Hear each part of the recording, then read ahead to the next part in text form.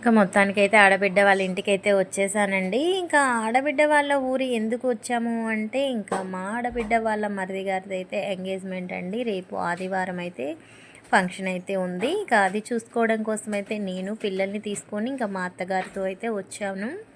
ఈ మధ్యాహ్నం వంటలు వచ్చేసి ఇంకా చింతకాయ పచ్చడి, సాంబార్ అయితే చేసిందండి మా అందరి కోసము.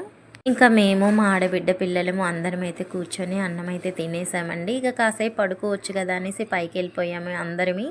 ఇంకా పైకి వెళ్ళామే కానీ ఈ పిల్లలందరికీ నిద్ర ఎక్కడ వస్తుందండి. ఇంకా పిల్లలందరూ కలిసారు కదా, ఇంకా తినుకుంటూ కాసేపు అయితే ఇంకా పైన అందరూ అయితే ఇలా కుర్చీలు వేసుకొని కూర్చున్నారండి.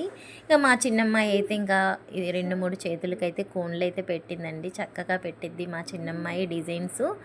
ఇంకా రేపు ఫంక్షన్ కదా, అందరికీ ఇలా అయితే డిజైన్స్ అయితే వేస్తానని చెప్పింది. మీ ఇంట్లో కూడా మీ పిల్లలు కూడా ఇలానే కోన్స్ డిజైన్స్ వేస్తూ ఉంటారా? కామెంట్ బాక్స్లో అయితే కామెంట్ చేయండి.